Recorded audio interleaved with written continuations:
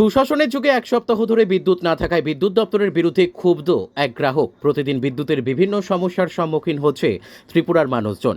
বিদ্যুৎ পরিষেবা নিয়ে ও প্রায় প্রতিদিন মানুষজন নানা রকমের অভিযোগ তুলছেন। কোনো মানুষজন অতিরিক্ত বিদ্যুৎ বিলের কারণে নাজেহাল হয়ে পড়েছেন। আবারও ত্রিপুরা সিপাহীজলা জেলার চরিলাম বিধানসভা কেন্দ্রের অন্তর্গত লালসিংমুড়া রামচরা গ্রামের বাসিন্দা প্রণব দেবনাথ পেশায় একজন অটো চালক।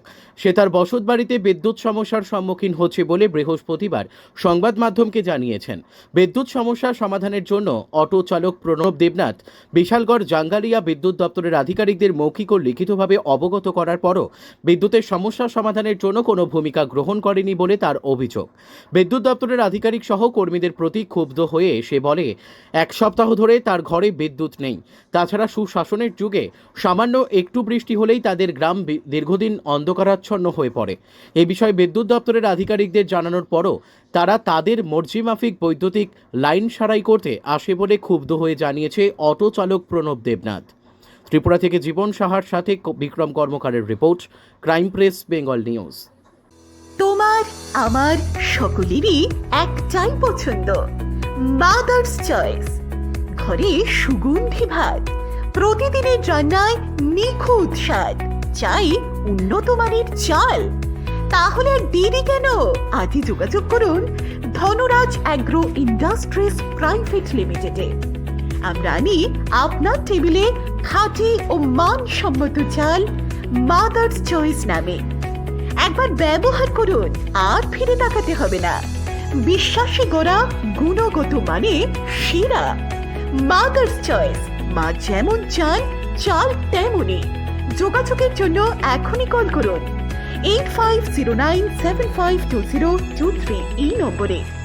মাদার্স চয়েস শুধুই সেরা নয়, সবার প্রথম পছন্দ। দুই তিনজন লোক আইছে, আইসিরা সামনে একটু ওইখানে ঘোড়ার মধ্যে টাইট দিয়েছিরা, গেছে গা, ও ঠিক হয়ে গেছে গা, ঠিক হয়ে গেছে গা। এরপরে তারা ঠিক করে গেছে, কিন্তু ঠিক হয়েছে না। আমি আবার গেছি বিশালগড় ইলেকট্রিক অফিসে গেছি, গিয়ে ইডিওর সাথে কথা বলছি। ইডিও কয় যাও, এখন যাও, তোমার কারেন্ট ঠিক হয়ে যাবো গা। গেলাম, আইসে না। আবার 2 দিন পরে গেছি এপ্লিকেশন লইয়া, ইডিওর লাগে গিয়া বইয়া কথা কইলাম, ও এখনো গেছে না, ঠিক তো অফিসটা বোঝানি কি করে কইয়া যাও, অখন যাইতেছে কারণ আমি স্যার অ্যাপ্লিকেশন লাগবো নি, না অ্যাপ্লিকেশন লাগতো না, আমি এখন লোক পাঠাইতেছি। এখন কইতে কইতে আজকে 1 সপ্তাহ গেছে, এখন পর্যন্ত লোক আইছে না। আমার বাতিজার পরীক্ষা আছে, পড়তে পারতেছে না কারেন্টের লেগা।